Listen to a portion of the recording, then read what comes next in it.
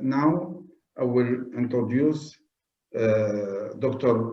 Abed Baidas, who will talk on humanizing or rehumanizing the work.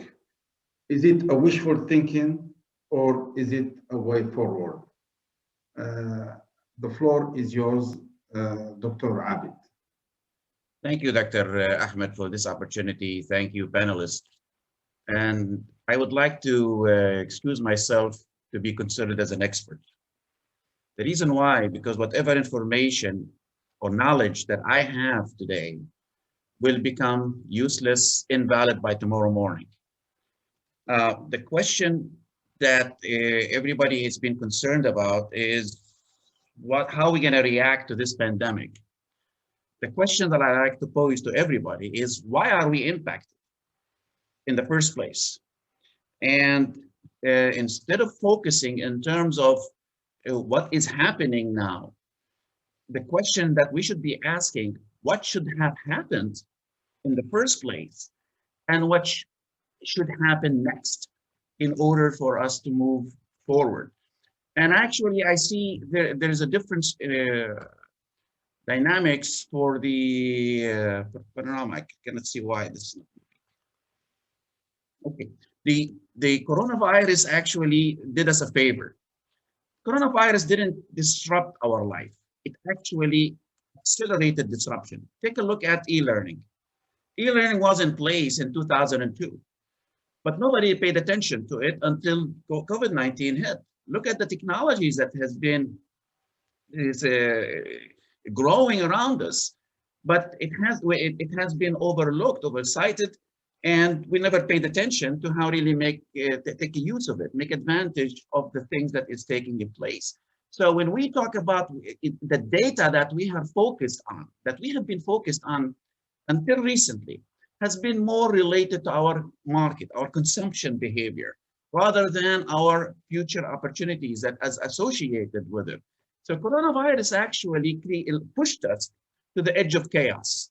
And I like to say that because when you are at the edge of chaos, we are pushed to leave the old order to a spontaneous order that is coming up for something new to come up.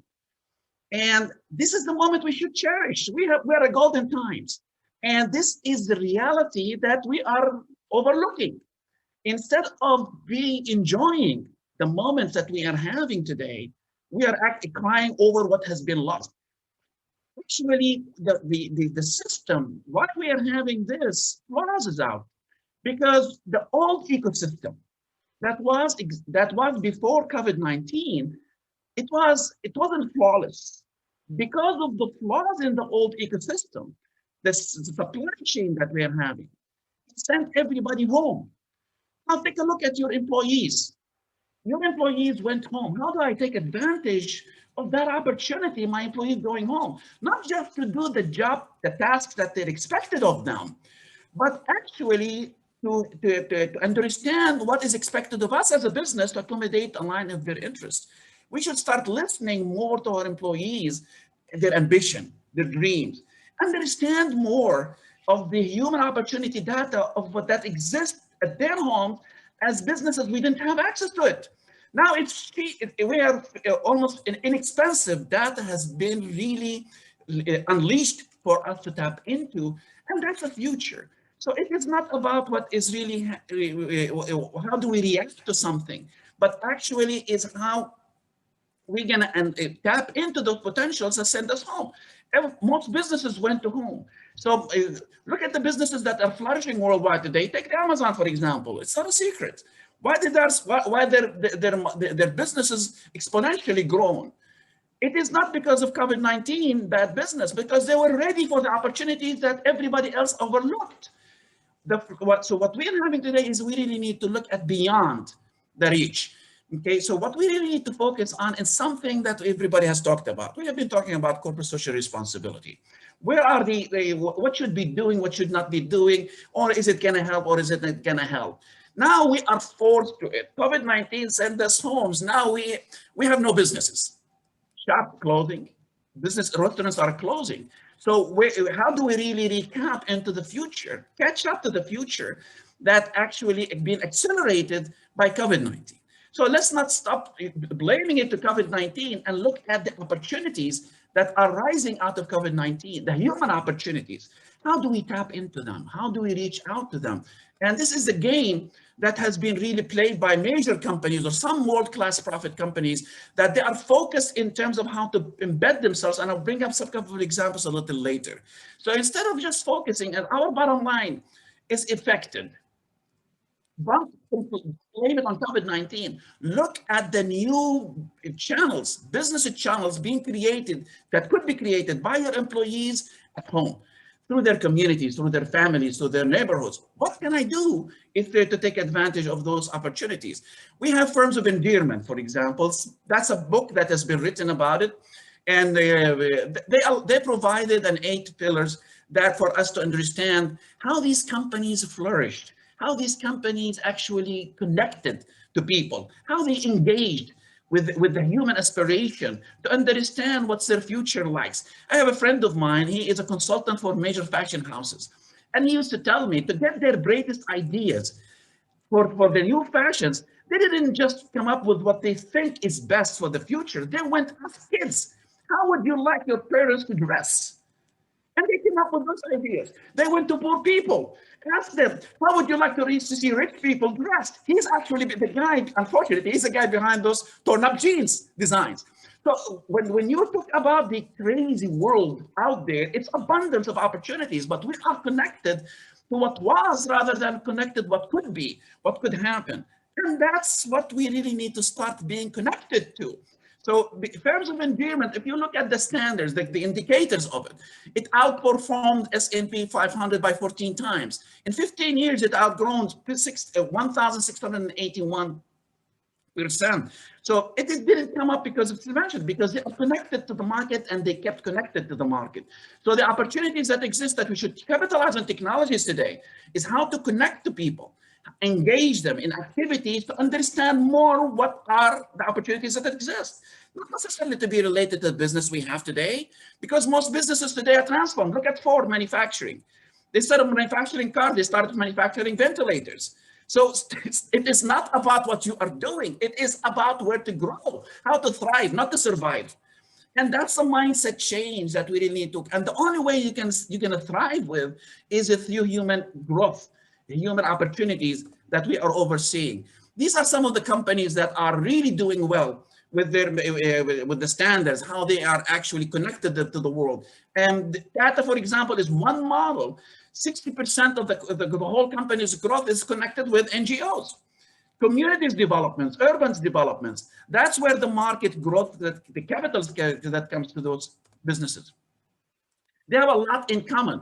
But what they focus on, I want to focus on the alignment of interest. So now they started aligning themselves with the market and allowing and understanding how to sway the market to be aligned with their interest for everybody's ambition to be aligned. That's how can we capitalize on that? Use your employees. Instead of trying to push your employee to be aligned with you, start discovering how to really align your business with the ambitions of your employee, their future. Think of your employee to be your future entrepreneur at their job. How to come up with their new ideas, how to come up to better things in the future. We are captive, we are hostage, we're holding ourselves hostage by the things that we become comfortable with. And everybody will tell you, leave your comfort zone to find the change. COVID-19 accelerated that exit.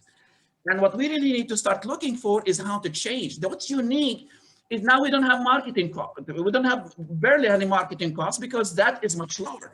Now we are connected to the market immediately. COVID-19 pushed us, throw us at home. Now, what the companies that are missing are doing bad are the ones who are struggling with the new mindset. And how can I leave home? How can what am I going to do with all of these old assets? Dump it, because now technologies have changed. Take universities. Universities right now is e-learning. The future is e-learning. It is not to replace existing structure, but it's actually to how to connect and engage education through students with the local communities and business future and aspiration. That's the reality that everybody is trying to overlook, but we are not connected with that yet because we are not there yet. So most major businesses are looking at to create social impact that has an impact on the business. What it means basically is type direct and indirect opportunities. Standard and Charter, they went years ago, going into community, into villages that had no electricities and supplied them with electricity. They're not in business to sell electricity, but what they did actually created something for the benefit of the community that had an impact on the business, because now the stores that used to close at 5 o'clock now open 24 hours a day, more revenues, better for the business. Also, take Kentucky Fried Chicken. What they did in the United States with a campaign, blessings in a backpack. They went and provided $400,000 fund donated to this fund that is connected to, in 45 states. So what they did through their CSR, actually, they created social impact. They positioned themselves in 45 states. How many new homes did KFC capture with that activities? So the thought process basically is from profits to purpose to values. The problem is we are focused on our bottom line. If it's going to cost me money, it's going to affect my price, I want to spend it. Now you need to give up. Okay, so what you need to focus on the future is in value, how to build that brand value. And what you really need to focus on, also reduce your expectations to create a reality for the employees. We are overburdening people. Employees went home right now living with fear. This is what Nancy talked about. What we really need to do right now is how do we really, it is not what expected of you to do, it is what I want, this is what expected of me to do for you. That's the philosophy, that's a mind shift change. That would, if we want to talk at that, now employees, they want to feel that you are there to care for them, not just to use them for the bottom line and your business. That's how to create that happy environment. So it's about the happiness formula that you create, basically, is reduce expectations of your employees, reduce expectations of your market, and look at what more. Look at the Standard Charter, look at the KFC charters. They didn't spend the money expected in a return out of it, but they knew by default it's going to happen naturally. So what the new normal is, or do we see today? For example, and we're becoming more and more the less society, contact less, office less, border less, education less, money less, paper less, travel less, social less, malls less, love less, emotion less. How do we really start aligning our business with the less society? How do we really get with the technology to really push us to the edge of chaos? Because that's a change. It is happening, and it's going to happen, and whether we like it or not. We really need to ride it with joy and to make it happen. So what we really need to think about, instead of not how to make money, but how to be desirable, how to look sexy as business. Okay, allow me to say that. How to become attractive to people. And to do that, it is not by how good your product is. And basically, it is about listening to your employees, getting to your clients, talk about their craziest ideas. Allow people to be themselves, because you will discover, who would imagine a little kid would actually make a statement, a trend for their parents what to dress tomorrow. That's the future. That's the way businesses should to connect back to, no matter what business you are in. Also, education is away from this. That's what we really need to do, is to realign with that crazy ideas, radical ideas. I love that. Nothing is insane. What is insane is not allowing it to happen. So what businesses, when you talk about humanizing it, it's a statement of fact. It is what people push business future ahead. It is not what your product or how good your product, because whatever it is today, it's obsolete tomorrow. So whatever experience or knowledge I have today is obsolete tomorrow morning, even before I go to sleep. So what we really need to do is how could your idea become desirable? How could you help your employees' ideas to become desirable socially? Because now you are enhancing, strengthening your relationship with society, the market, that you're after to buy their products. Now they have a better reasons to push for you. It is not the bonus or the big checks that you are paying them that helps to keep their loyalty. It is how well you allow them to be themselves, how well you allow the market to be themselves. And what it is, the collaboration defines, that helps you, now becomes those employees, those people and their families becomes your collaborators. becomes your market channel. That is what's going to help you grow with it. Now, this is a song, you've got the looks, you've got the brains, let's make some money, lots of money. But what this is what it means basically is now you've got what it takes to help your employees create the future of your business. Good brands makes people feel good about you for whatever you're good to deliver, but great brands makes people feel great about themselves and how to do it. This is what craft your brand, your ideas, what you are, can define your purpose, the value that everybody now would understand, and now you know how to align yourself with it. Big companies, now people will say it's big companies has the money. How do I do it? It's simple. You don't need a lot of them. So all what you really need to do is to change your mindset. It is not because the big companies can have the money or can afford it. It's because they are willing, they're agile, flexible to adapt to it. And so it is a cultural change that we really need to go through in order to make things happen. Think of the Wayagua system. Open door for all ideas in bad times, but make it of all times, not in bad times. Allow people to talk about. And so less expectations. So what we really need to do is show people that you care more. And I'm racing through this because Dr. Ankit is looking at the watch and I'm running out of time with it. So basically it's show you care. That's what it matters. Not how good your product is, not your employees, your plush offices, because now you are competing at home, just like a TV channel being flipped around. If necessity is the mother of invention, then imagination is the father of creativity, because what you really need to do is how to come up with the new ideas, new products line. And that's where the new data is required. That's the new data is opportunities that is creating out. This is a lion stories. How much time do I have, Dr. Ankit, if I can have time? 2 minutes, please. Can I have 2 more minutes? Okay, 3 minutes, please. Thank you. Okay, thank you. So this lion is actually crafted by Picasso. Picasso displayed in Chicago Museum. What Picasso did had a rock in front of his museum, in his lab. A student of his came in and says, "Master, what is this?" He said, "This was a rock." He said, "I know. What are you going to do with it?" And listen carefully what Picasso said. He says, "I'm going to bring out the lion." And the student looked at the master. He says, "This is going to be tough. How are you going to bring out the lion out of this rock?" And the master said, actually, it's very simple. I'm going to carve out everything that does not look like a lion until the lion comes out. So what happened today is the problems in this market is we are bombarding people with everything that is new, that we lost sight of the cream, where we really need to focus on. And we became more confusing. That's why we created an ecosystem called Talents of Endearment for Firms of Endearment, where we create passion for humanity and business to thrive, to connect them together. Because unless we tap into that opportunity, we are missing out big time until we have the businesses out. So it helps you to discover, to connect and engage into making that happen.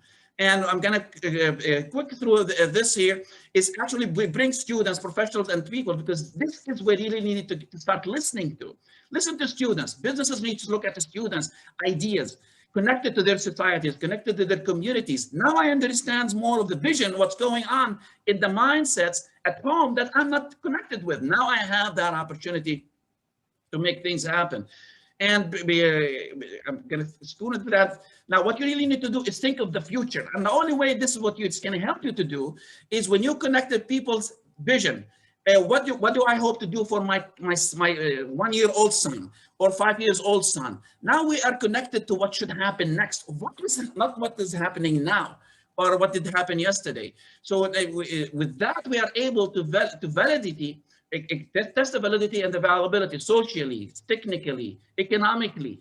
So that connection with people at home through our employees will help us to test our new ideas, discover new ideas. That's the new data that I need. I don't want to need and hear how to do how to do the next thing right. I want to know what is the best thing to do next. And that's the facts that we need to focus on. And now that's how we're able to build legendary, happy firms, endearment firms, where we are focused on people, on humanity. So because now remember this, it's all about winning people's hearts.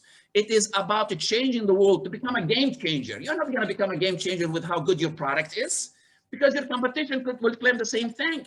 You're going to help be game changers by helping people be great with themselves, how they can transform their life. That's the future of your business. to keep on. So create that purpose and make it embedded, a part of your community, your market, your employees, and what's now you. Now, what you need to learn and show your employees to learn how to give, to grow as a society, as a business aligned with that society.